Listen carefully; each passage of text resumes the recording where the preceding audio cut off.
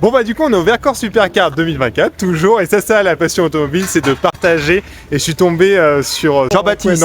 Jean-Baptiste, pardon. Salut. C'est vraiment à l'improviste, et du coup il a une formidable, vraiment une barquette des années 2000, 1999. 98, alors. voilà.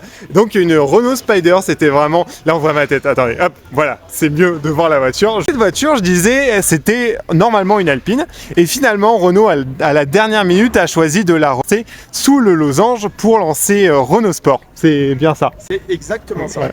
Et donc on en discutait en fait tous les deux, c'est une voiture faite un peu de bricole, puisque il y a énormément de pièces qui viennent de l'espace, de la Clio Williams, de la Twingo, de l'Alpina 610. Ouais, c'est vraiment c'est de l'artisanat en fait. Mais c'est une voiture hyper bien construite qui a été fabriquée chez Alpine.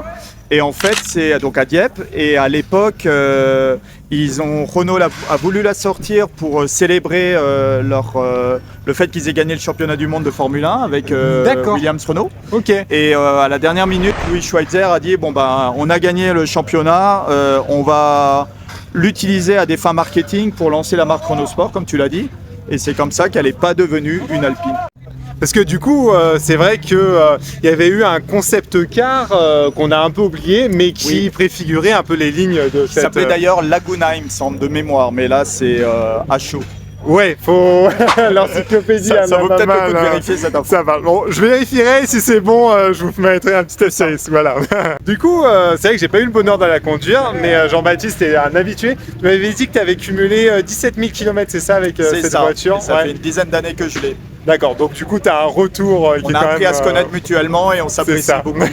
Et malgré, en fait, on a l'impression qu'on est vraiment assis sur le châssis et on a l'impression que c'est vraiment spartiate. Et en fait, mine de rien, c'est assez confortable. C'est hyper confortable. Alors moi, je ne l'ai pas acheté pour son confort, mais ça fait vraiment halluciner tout le monde. Là, aujourd'hui, j'ai eu la chance de faire des baptêmes avec des gens qui ne connaissaient pas du tout et pour qui c'était vraiment improbable. Et le retour qui en a été fait, c'est outre le caractère IMAX de l'automobile, 360 degrés, ouvert, etc., c'est que c'est en plus hyper confortable. C'est un double système de triangulation à l'avant avec des amortisseurs horizontaux et ça donne un vrai confort. C'est vrai qu'en fait, on est sur la pureté automobile, quoi. Boîte méca, frein à main, moteur atmosphérique. Ouais, la Clio Williams. La Clio Williams, exactement. Et donc tu m'avais dit, alors il y en avait eu de tête 1700 exemplaires, c'est ça. Mais par contre, avec le saut de vent, il y en a 326, il me semble. 326, d'accord. Et est-ce que, alors je sais pas, tu as eu la chance d'en conduire une sans le saut de vent?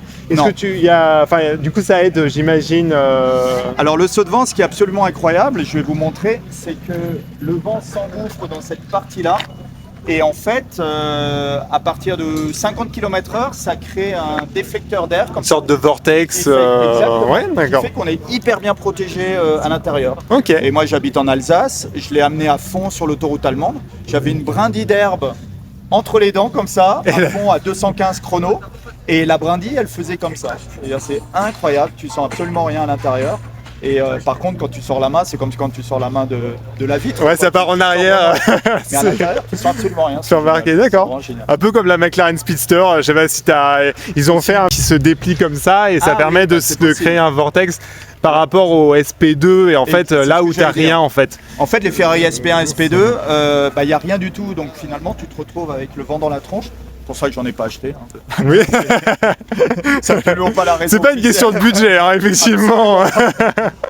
Non, mais c'est vrai que moi, ça m'a étonné qu'il n'y ait pas d'autres constructeurs finalement qui copient ce système qui est finalement hyper simple, qui a été travaillé en soufflerie, donc respect pour les ingénieurs, et qui crée vraiment une bulle de silence à l'intérieur, c'est absolument... Ouais, parce qu'il y avait la Lotus, ils avaient fait une barquette chez Lotus aussi. À l'époque, il y avait la Hommel, donc le propriétaire de la revue Échappement, qui avait lancé une barquette, la barquette Hommel, et pour lequel il y avait aussi un petit saut de vent. Un petit saut de vent, mais par contre, tu te prenais le vent dans la tronche, quoi. C'est vraiment Renault qui a innové comme souvent.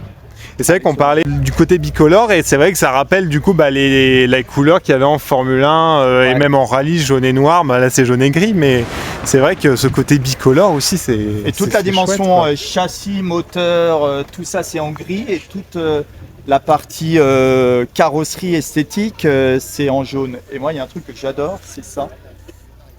c'est très discret, mais tu vois. Ah, cette ouverture, ouais, c'est trop chouette. D'angle je sais pas.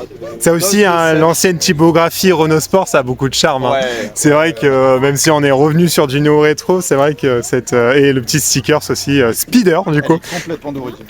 Ça c'est trop bien. Et donc là j'imagine c'est pour mettre l'essence. Exactement.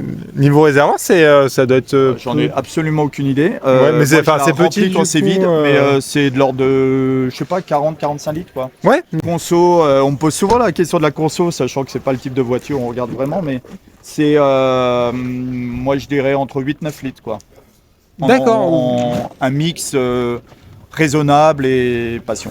Oui, c'est ça. Non, mais c'est vrai, c'est comme la nouvelle Alpine A110, quoi. C'est chouette quand même de pouvoir faire beaucoup de bornes sans trop laisser sa paye dans le plein, quoi. Mais en plus, elle est en approche de la tonne, donc c'est pas si. 930 kg, ouais.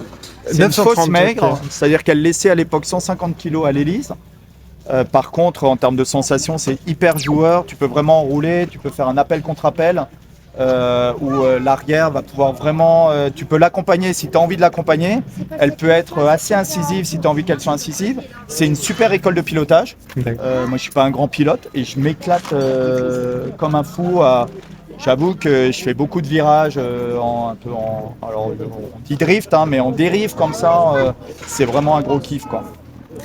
Et tout en sécurité parce qu'elle est très progressive. Tu la sens vraiment partir et tu arrives à l'accompagner, c'est vraiment cool quoi.